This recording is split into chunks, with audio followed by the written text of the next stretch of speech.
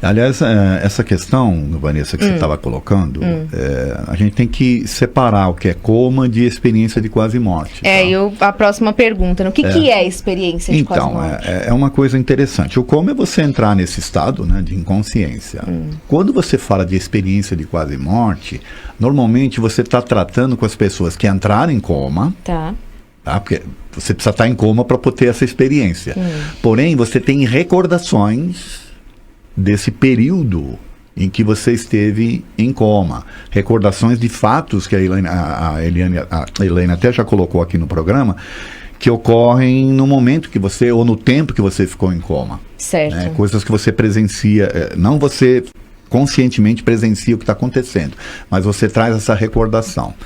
Então, a gente for falar de experiência de quase morte, é exatamente isso. São pessoas que lembram desse período em que estiveram em coma e trazem informações extra, né?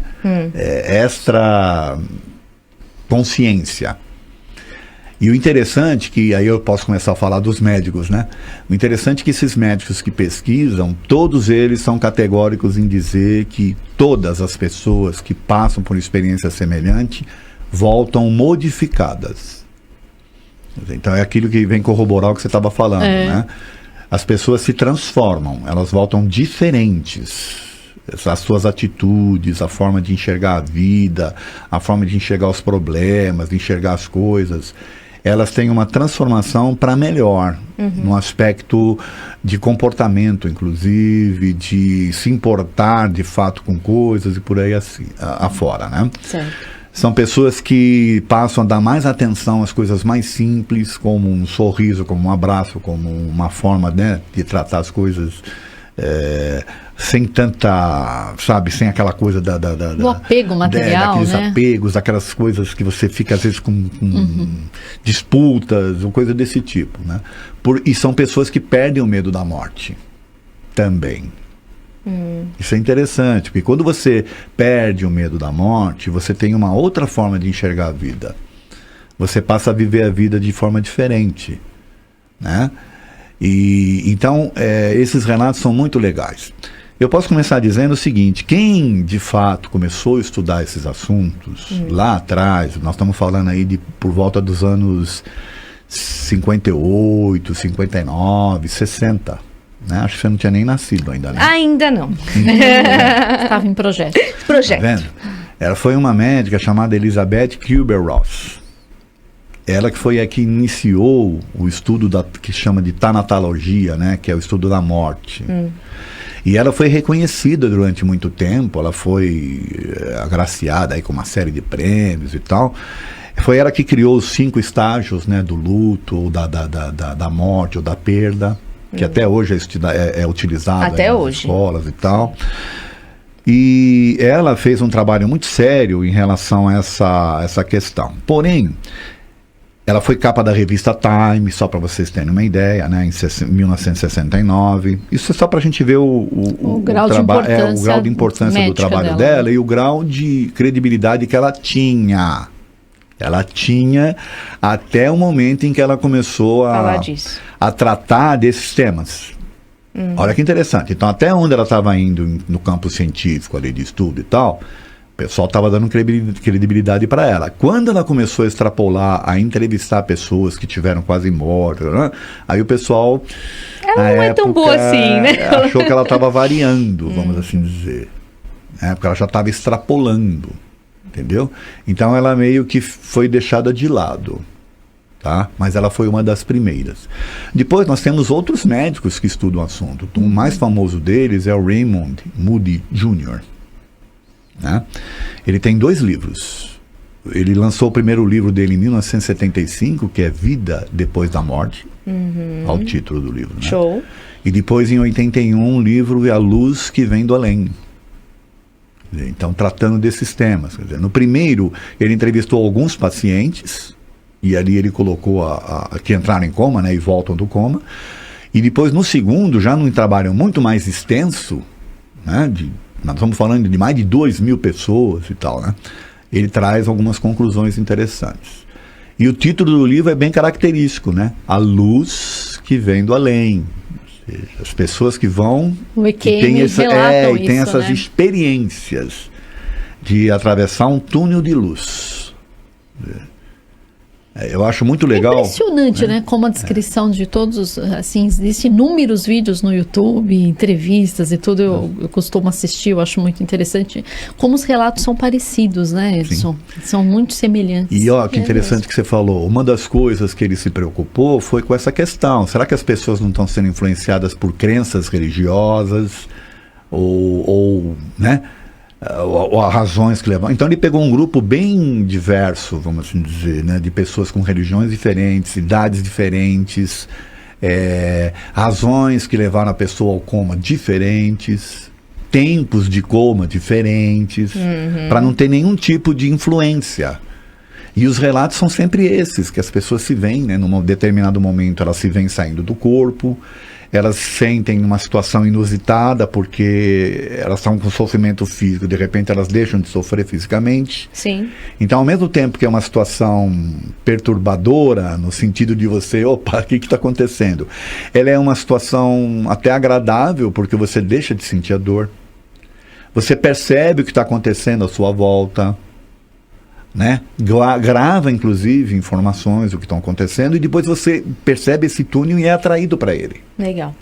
E no final do túnel aí tem outras experiências, né? Eles não se encontraram, combinaram de falar a mesma coisa, né? Não, e fica muito claro isso nessas experiências, né? E o curioso é que geralmente eles se encontram com alguém, conversam com alguém, né? Muitos pedem uma nova chance, né? Tem histórias de outros que não querem voltar, porque está muito agradável onde Tá muito bom. não querem voltar, mas é falado para eles, não, você precisa voltar, você tem coisas para fazer. Interessante isso, né? Muito. E as recordações, eu lembro de um caso eu não lembro exatamente qual, que eu vi no YouTube, e a pessoa se lembrava da meia, que era uma meia diferente do enfermeiro, e ele descrevia, cadê aquele enfermeiro que usava uma meia XY? E ele se lembrava ninguém tinha disso. reparado na meia e ele, em espírito, Ele tinha. sim. Então, são situações que comprovam realmente que ele esteve ali, né, em espírito. Bom, agora a gente está falando aqui que é uma questão do coma, né? Essa experiência de quase morte que a gente também falou. Agora, a equipe médica, ela pode ser aí influenciada pelos espíritos durante o tratamento ou cirurgia ou não, Elaine? Com certeza, né? E não só nesses casos de coma, né? Em todos os casos de doença, de tratamento e tudo mais, com certeza. Então, para os parentes, né, as pessoas que vivem essa situação, não só conversar com a pessoa que está em coma, mas também, né, mandar boas vibrações para a equipe médica, né? Os espíritos já costumam fazer isso, né, Vanessa? Leva o nome do médico, hospital, quarto, a equipe, os enfermeiros para o centro e pede, reza. Mas com certeza a espiritualidade trabalha e ampara o tempo todo. Então, você ter consciência disso é muito bacana, porque você pode fortalecer todo esse processo de cura, ajudar esse processo de cura, porque através das preces, dos pedidos, os espíritos atuam e podem afastar as más influências, né? Quando você está nessa boa sintonia, nessa boa energia, como nós somos, nós nos ligamos conforme o que nós vibramos, a gente consegue então até ter essa proteção, né, da espiritualidade, para indicar o melhor médico. Quantas vezes você está num tratamento, de repente muda a equipe médica, muda o plantão, e aí se descobre a causa da doença ou porque está naquela situação. Então, nada é por acaso, né? A gente fala, e será que existe acasos? Eu cada vez me convenço que não existe acasos, né? Existem os merecimentos. E a prece é a melhor forma de você se conectar, né, com a espiritualidade e receber essa ajuda. Com certeza. Pelo WhatsApp, você participa no nosso número 996433827. A Terezinha Esperândio, de São Paulo, diz aqui, ó: bom dia, Edson, é Vida Depois da Vida, o nome do livro. Beijos da Terezinha. Beijo, Terezinha. É esse que você falou, né, Edson? Vida Depois da Vida. Ó, tá aqui, ó, 75, o livro Vida Depois da Vida, e 1980 é A Luz do Além.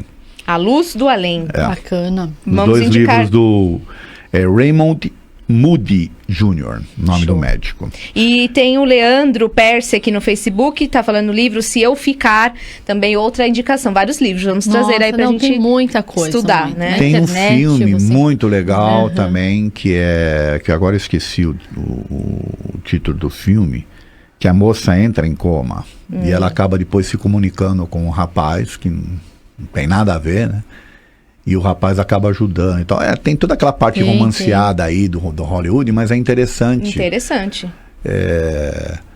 Agora, essa questão, por exemplo, que você fez do espírito intervir, tem isso que a Elaine colocou, né? Dos espíritos ajudarem na equipe médica e tal. Agora, a questão do próprio espírito intervir, eu acho meio difícil. A não ser que ele tenha conhecimentos médicos, né? Se não, não. O próprio espírito fica ali indicando para os médicos o que tem que fazer no corpo dele e tal. Meio complicado, né? Ah, tá, o da pessoa que está ali. O espírito da própria pessoa. Talvez né? ele possa influenciar dependendo do grau de adiantamento dele, né? se for. Certo. Tem, aliás, sobre isso tem um relato também de um médico americano, é o Ibn Alexander III, o nome dele, né?